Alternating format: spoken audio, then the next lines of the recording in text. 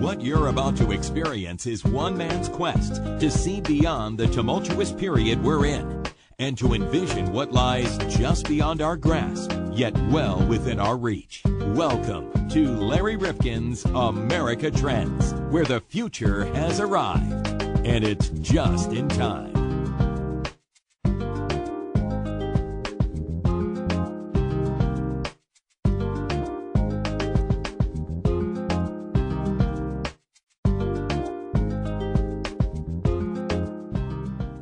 Welcome back to America Trends. Larry Rifkin along with John Krofsick. And John, of course you remember this song, Frank Sinatra.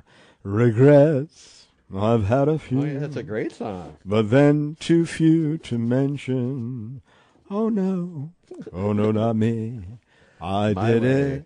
Yeah, my nice song. way. Who wrote that song? Come on, you're now. I know this. Come on. This. Oh, my God. Tony Bennett. Incorrect. Incorrect. Oh, who was it? See, even incorrect was not uncorrect. It's incorrect. It's still incorrect. It's Paul Anka. Paul Anka. Okay. I knew I had it there somewhere. Right. You had it right back there in the old cerebellum somewhere. Well, how many of you listening to us now can say, oh, no, not me. I did it my way. Now, John, I know so many people, honest to goodness, really, who regret one decision or another. If you really stop, and here we are in our 60s now, and we start thinking back and, gee, did I make this choice? Was it proper? Did I really take that opportunity to really go for it when I had that option in my career? Or was I too safe? Or did I not move when I could have? I had a great opportunity across the country, and I was just a little scared to do it. Yeah. Do you talk to people and they...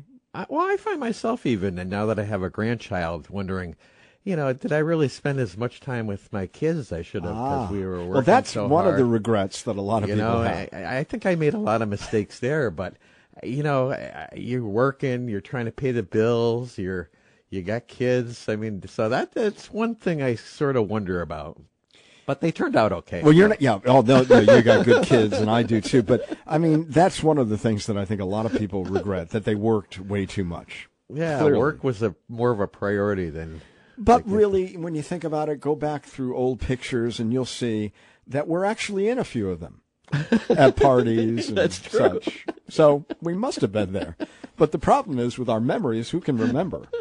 But it can get rather maudlin and sad when you really go back and say, boy, did I take a wrong turn. Yeah. And I'll say this. You and I think, can both say that we were in the careers that we really did want. That's true. We didn't settle. We didn't accept. We didn't say, well, look, for the sake of security and money and opportunity, we're not going to pursue our own dreams. I mean, we've been in this broadcast field our entire lives. Yeah. And honestly, that I don't regret. I really don't. No, I don't regret anything I've done there. I just, like I said, I think I just regret I spent too much time sometimes doing work when I should have been home doing other things. Well, at least, though, most of our careers were built in a period before they could get you 24/7. That's right. Before you were totally attached. And I can only imagine today a young person in a highly skilled area with lots of demands, and they're getting 24 hit. hours a day. Exactly. You can get email, exactly. text. Exactly. Oh, so at least we didn't suffer through that. Well, I saw this very interesting group, research group, and go online, folks, and find them. It's called StudyFinds, FINDS.org. And Steve Fink is one of the principals there. And when I saw the research from this group, what they do is they harness and they publish really interesting studies from around the globe. And this one that caught my attention was that 40% of us, that's 4 in 10, have a lot of regrets about the decisions that they've made in their lives. Wow. So at first I thought about it, John, and I said 4 in 10.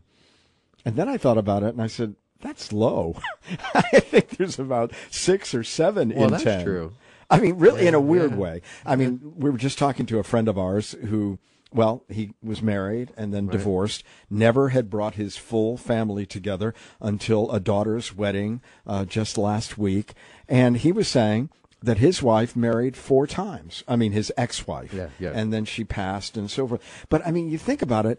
Wow, there are so many tripwires in this lifetime. Oh, yes. Wow. I never even thought about that until you mentioned it just now. So 4 in 10, is that high? Is that low? Well, these regrets, of course, can be big ones or small ones or just ones that seem to come back and haunt us. It doesn't mean that we all have the same types of regrets. I mean, it's not like, well, I regretted I didn't go skiing on a vacation. Right, I mean, right. there are those, Right. and then there are those about big life's choices. And I've got to say, you and I are still together with our starter wives. I hope our ending wives. Hopefully. And we're still in love. I mean, we're very fortunate in many ways. We are. I know. I wouldn't change anything to what's happened, in my life. I mean, I'm very happy. But I think it's a good topic to explore. Yes. And, now that we're part of the Mental Health News Radio Network, we still dig into all the hard topics politically and socially.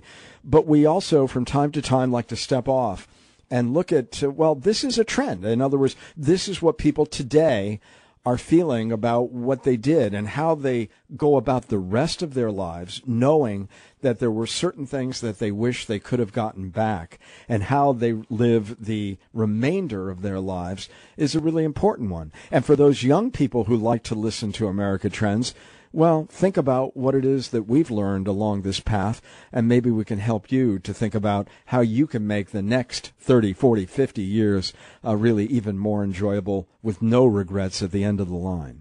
Wow, that would be something if we could do that. Well, let's try. Really do it. Okay. Steve Fink joins us for a very interesting, very personal conversation about regrets. With me on the line is Steve Fink from a group called StudyFinds.org. First of all, Steve Fink, tell me what Study Finds is. Sure. So Study Finds is a website that speaks to the many studies, surveys, general research that we see very frequently on television, in magazines, in newspapers. We often see studies being cited and quoted, ranging from anything from health, diet, to tips on how to live your life. We see these studies popping up very frequently, and so we created Study Finds to give folks a place, a kind of general hub for these studies that are kind of geared towards the mass population. I mean, there are dozens of studies being released every day by research institutions. Many of them are very scientific in nature, but may have a very general, focus that speaks to many people, to millions of people in, whether it's in the United States or across the world. And so we wanted to create a place that offers some of the more mass audience studies and surveys that are released each day, and feature some of the best ones that we think speak to a general population. Oh, I think it's interesting. I always click on those 4 in 10 X, Y, Z or what have you.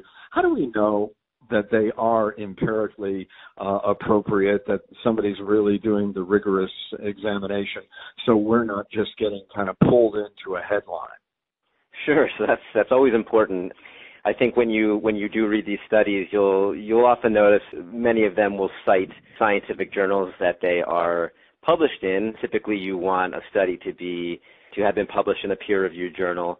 That just goes to show you that it was performed, by an accredited university usually, or some sort of organization that is generally respected for whatever form of science they study or do research for. You want to look for those types of things. You want to see that they have used large samples.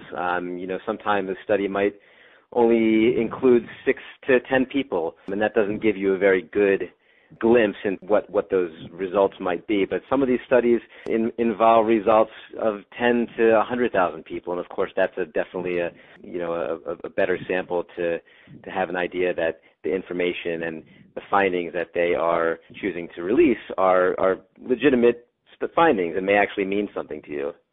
Exactly. And what you referenced before about 6 people is more like a focus group than a study. Yes, but exactly. With that said, we've done a number of them on our podcast. We did one with a professor from England who told us that we were getting lazier as a cohort, and he had a lot of studies to back it up in terms of physical exertion exercise and the like. We did one recently about how pop songs are getting angrier and sadder. And I think people are really interested to see, because maybe they sense something and yet they'd love to have it validated by actual research and science.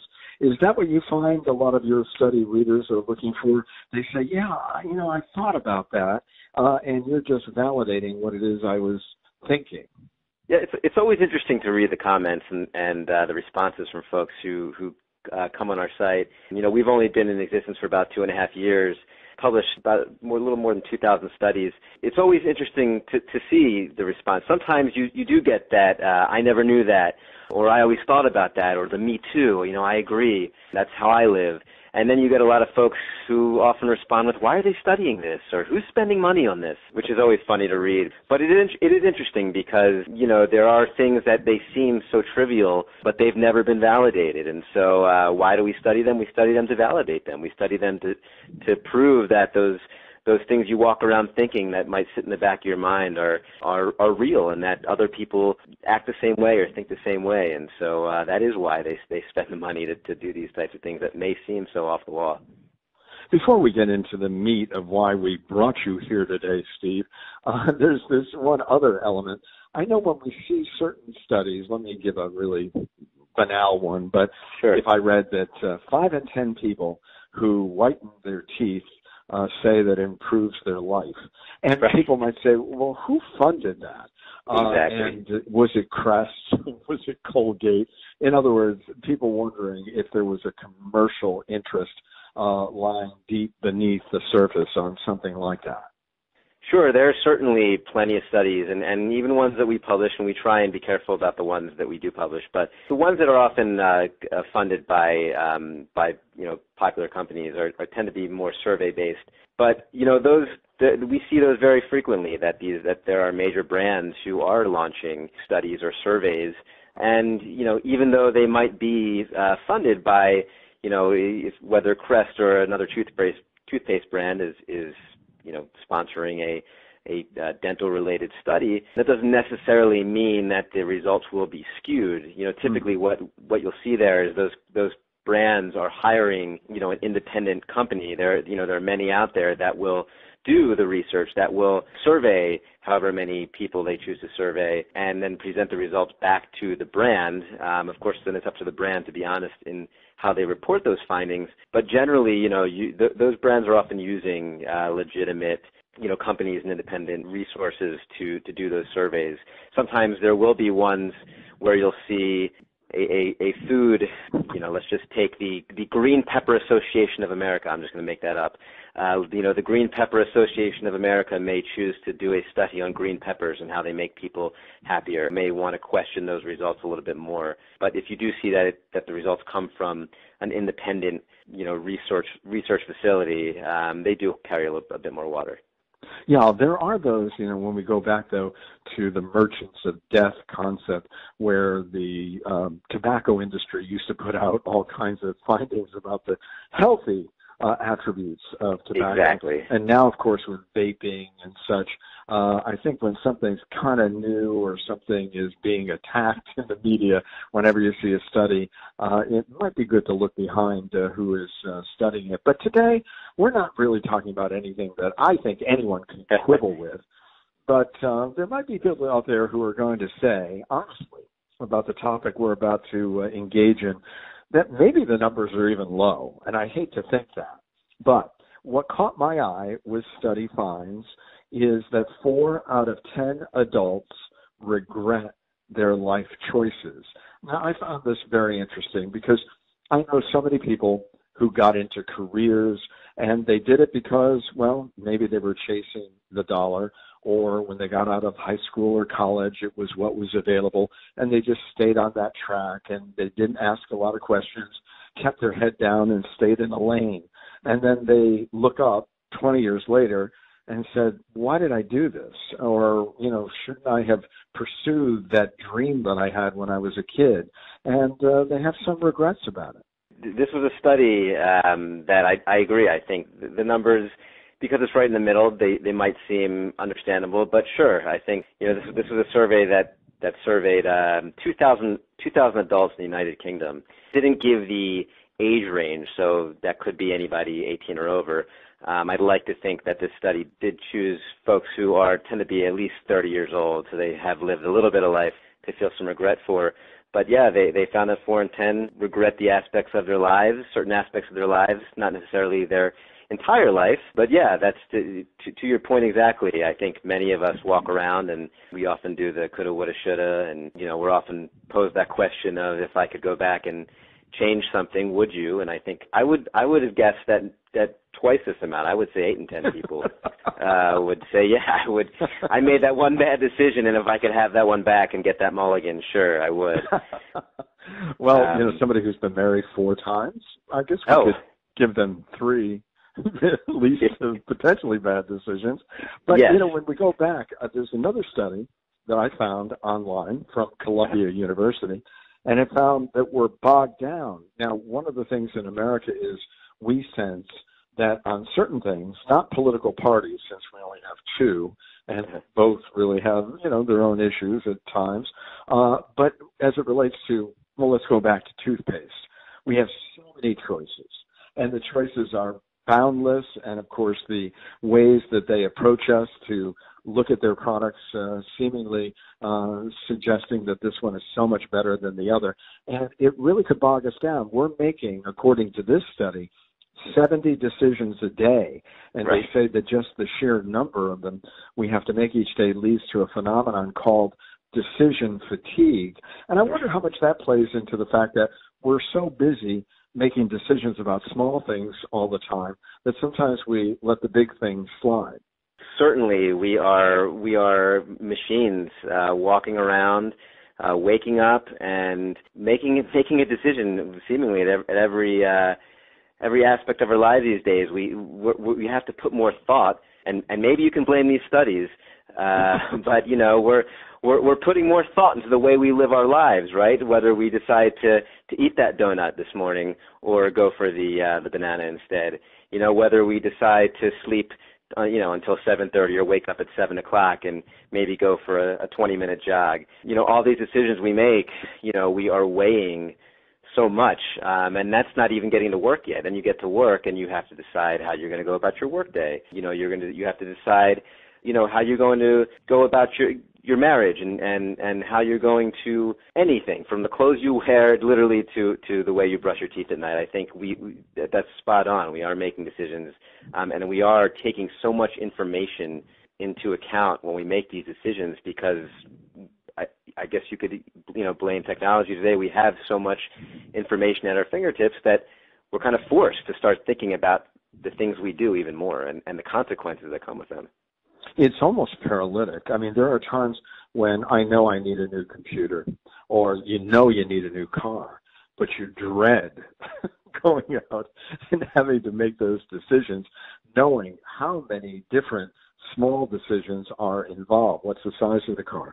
Do I want leather seats? Do I want this set of options and accessories? Do I take the extended warranty? And then, of course, everybody pushing you into different places in the process of that decision-making. So sometimes you can't be paralyzed by the amount of choice that we have in our culture today. Those kind of decisions, I think, are probably the foundation for going back to the regret study, those regrets that we have later on, because especially when we put so much thought into what decision we make, and it may be a decision that you really can't go back and change. That house you bought, you can't give the house back next week and say, well, this wasn't the right decision for us. Well, you can have the house back. You're stuck with that house, until it's feasible for you to sell it. Same thing with a car. Same thing with the college you go to. We have these decisions. Sometimes it can be very hard for folks to be very comfortable in the decisions they make. And I think that there's so much exposure from social media or even the news, seeing how other people live their lives, that we can compare ourselves to other people. And I think that exacerbates that need to question, did we make the right choice? Is this really the best car for us? I can speak for myself. I have two young children, and we have a minivan, and getting to that decision to make the minivan was an arduous process. But at this point, I love the minivan, and I'm glad I got it. But I was nervous about getting that minivan, and I talked to many people. I compared my situation to many people, and talked to friends, and so I think we do that very often. I think we might look at how other folks are living their lives and judging ourselves and the decisions we make, when really we need to ask ourselves, are we happy just from the decision we made and not thinking about those outside factors? Yeah, I want to get back to that because I think that's a really important point. Steve Fink is with us from a group called studyfinds.org, and if you love these kinds of studies about health and lifestyle and the like, go to this site. The only thing I would say about a house now, I was reading where Amazon has the little tiny houses that you can purchase from them. I don't know what kind of packaging or what kind of truck it comes in, Steve, but it's about $19,900. And I guess if you don't like it now with that return policy, you can just bring it right back to Kohl's. So yeah, that would be right. Just drop it off right in the front and say, sorry, your policy, that's the way it works, right? Yeah, you package it up. But getting back to your point about regrets and social media, there are so many people who think that those folks who are living their lives out loud on social media are really telling you everything. And therefore, you look common, and your life looks so staid in comparison because they're only showing you the vacation or the wonderful party that was thrown for them maybe once in their lifetimes. But you think, this is what happens to them regularly, and here I am at home reading a book or whatever it may be, which may be the better option anyway. But my point is social media perhaps is really feeding into this sense that I regret that I'm not X, Y, or Z.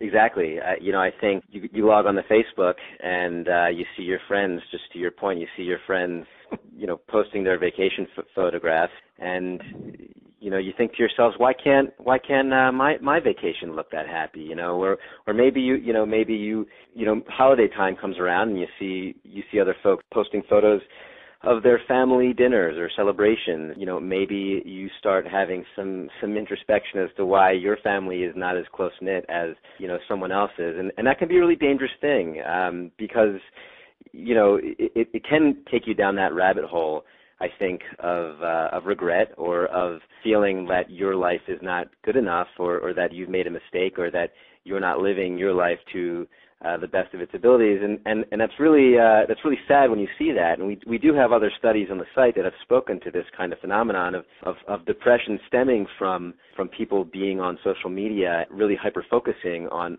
other people. Just like you said, it doesn't give the full picture. It's very easy to log on to social media to see someone's Instagram account and see their family photographs, and every single one, of course, is going to look happy and picture perfect. And it may cause you to say, they look so perfect all the time. How are they so happy? And then ask yourself why aren't we like that? But you're right. You don't see what's going on in that house, and you don't know about their turmoil. And I think every family, every person has their own battles that they have to deal with. And I think it does give you a false picture of what life really is like, and that can be dangerous. Now, the study that we're talking about was commissioned by the UK charity consortium Remember a Charity. And again, remind yourselves, those listening, that 4 out of 10 people in this study regret how they have lived their lives so far. And they talk about spending too much time at work and not traveling enough as being among the respondents' biggest regrets. I guess they should have just gotten a job that requires them to travel. Exactly, right? That would have taken care of everything, right? Yeah, I think a lot of the regrets that they kind of focused on, or at least the ones that seem to be the big regrets, are probably the ones that you would have expected. I certainly wish that I studied abroad in college. I didn't study abroad. I certainly wish I did that. I think things like that. I think many of us can relate to the spending too much time at work, not spending enough time with our families. I think these are all things that at some point we realize that maybe we could be doing. But the beauty of those types of regrets, they're ones that it's never too late. And so it's kind of refreshing that those were the worst of the regrets. The other common regrets among those surveyed included neglecting their health and not spending enough time with their family. All of these are of a certain thread.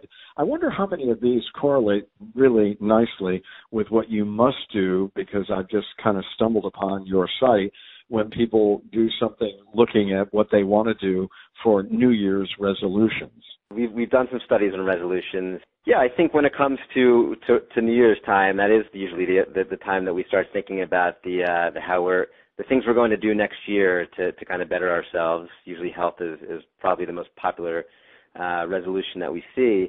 We have had a prior study that I believe it said that people regret the actions that they've taken more than the inactions that they've taken when it comes to the short term. But in the long term, people wind up regretting their inaction, the things they didn't do when it comes to the long term. So, yeah, we start off the year saying we're going to get on that treadmill every day, or we're going to wake up, early in the morning, and those are our short-term goals. But I think so many of us wind up come week 3 of January kind of pushing those to the side and say, yeah, we'll do it next year.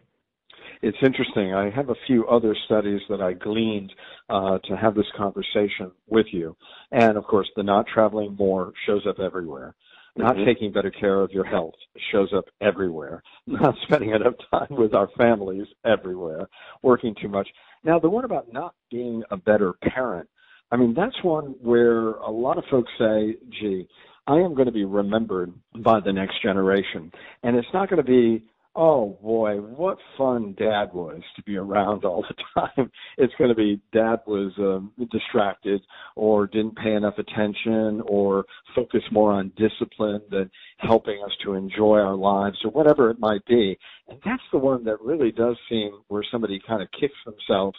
And you do see a lot of parents and older children trying to find a new equilibrium as life goes on. It's hard. I think that we, as parents, again, there is that looking to see how other people are living their lives and then saying, I need to be better at this. I shouldn't be doing this. And I think we catch ourselves in those moments where, our children are talking to us and what are we doing? We're looking at our phone or we're checking our email. I know that I do that to my wife many times and she doesn't hesitate to let me know, that I'm not paying attention to her. So, our kids should give us more lip when we're not, we're not being good enough, because I do think with all this technology around us, it is easy.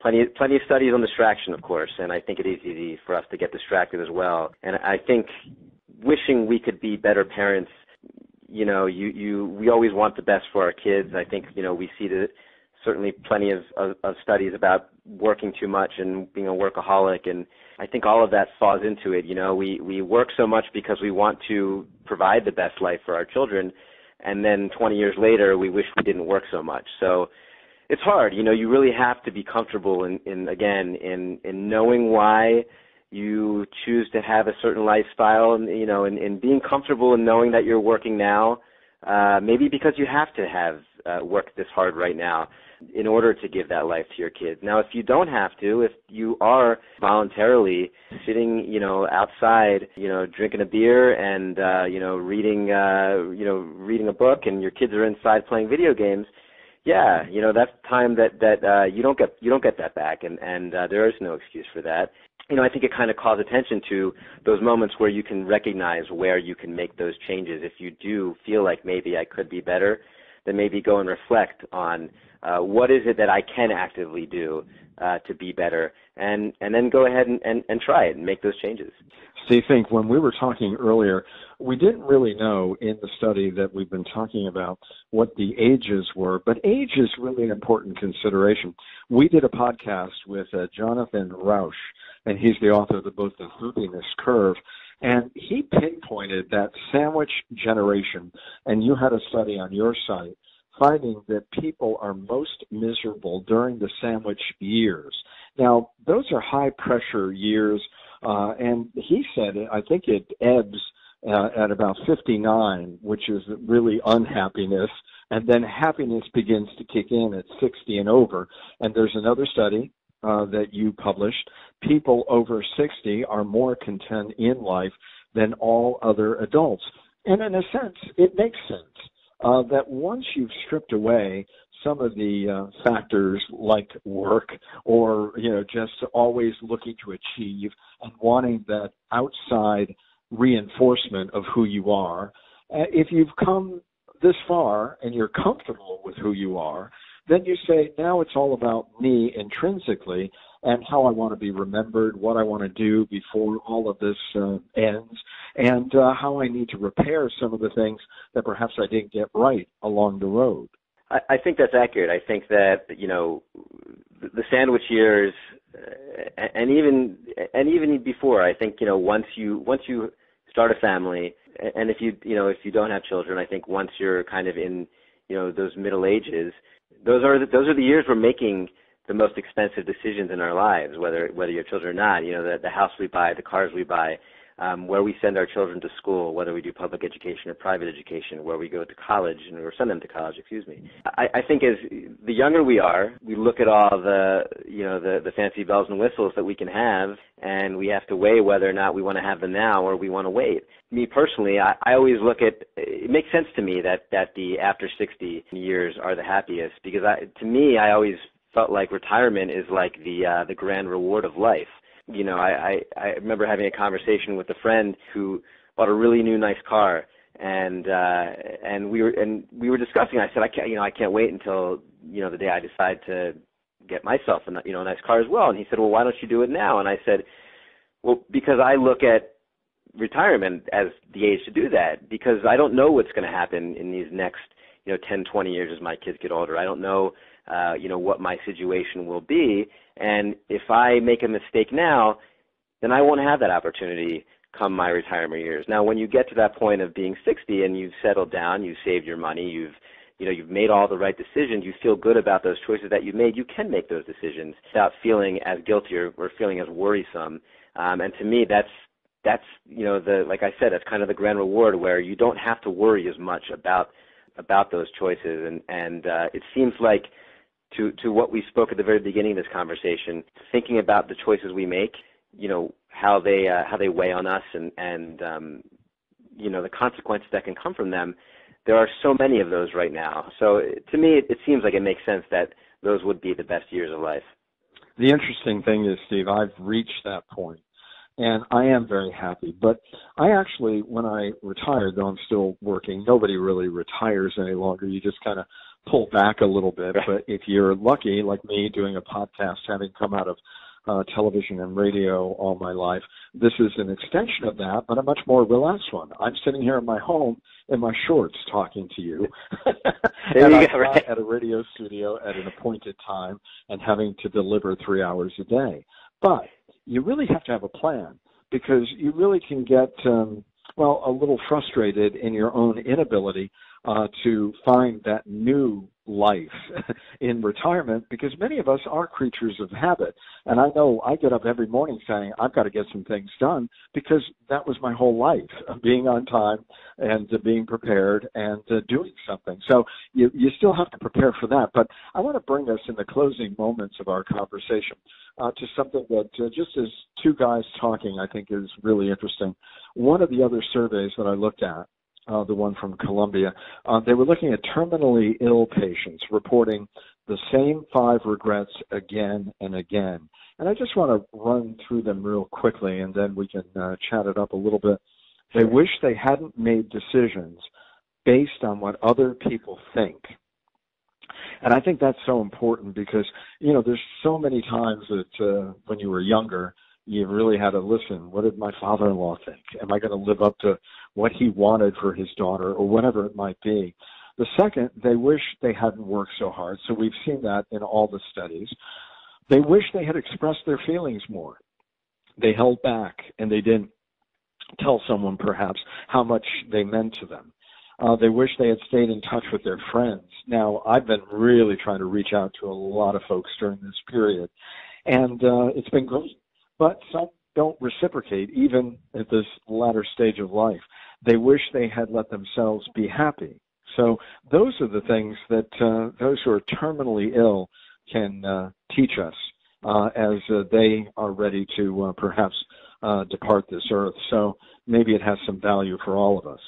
Those are certainly wise words. I mean, there's the book, The 5 People You Meet in Heaven, which I believe is kind of a similar, premise in looking at life. But I think, you think about that, a terminally ill person, that's someone who has no choice but to reflect back now, because now there is no opportunity to make those changes. That's when you do have to sit down and say, did I live my life, the way I wanted to live my life? Certainly, those are the people that we should be listening to the most, because, at some point all of us are going to get to that point. I think we have all this information. We have these studies. We can laugh at them. We can mock them. They can seem so obvious, but they do kind of serve that purpose of helping us to make those choices so that we do live happier lives. And I think, it is important to stop and ask ourselves those questions so that we don't wake up tomorrow and feel regretful, so that we do wake up tomorrow and say, I'm going to make this change. And I think, having that reflection, having that introspection, and then finally, being comfortable and being happy, because you mentioned comparing yourselves to other people or caring about what other people think. I think now that's probably more prevalent than ever, particularly because of social media. We have to have that perfect photo when we post it on Facebook. We want people to give us likes. We feed off of that need of approval. 20 years ago, no one was doing that, and it's interesting. And I kind of wonder, just thinking about it now, did we think like that 20 years ago? What were the studies saying 20 years ago, before Facebook existed? And there was no such thing as liking a photo, other than just someone showing you a photo and saying, "Hey, I like that." I like it.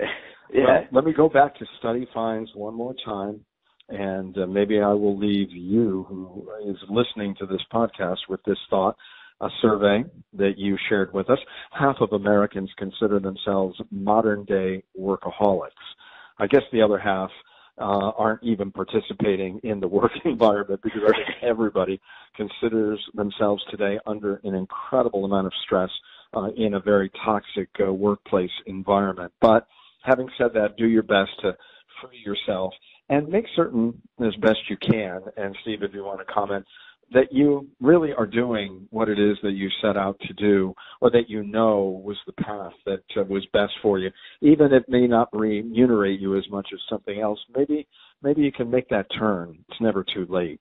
So, Steve Fink, thank you so much for being with us. If somebody wants to go to your site, tell us where, how, and what they'll find. Sure. So as you mentioned, we are studyfinds.org. That's all you need to enter into your browser. You will find thousands of studies. Anything, if you are looking for just some advice, some suggestions, some research, you can go in. You can search for any topic, anything from dieting to technology to sleeping habits. We find that our food ones are often very popular. Things that that eating. There was one recently that eating red peppers can help prevent dementia. So things like that. You can find all sorts of information on our website. And once you get there, I take no blame for how long you've spent sitting there reading study after study after study. And by the way, that was not funded by the Green Pepper Society that we talked about earlier. Not to be confused. This is a disclaimer. Steve Fink, a joy to talk with you today, and thanks so much for being part of America Trends. Thank you, Larry. I appreciate it. America Trends podcast is part of the MHNR Network, mhnrnetwork.com.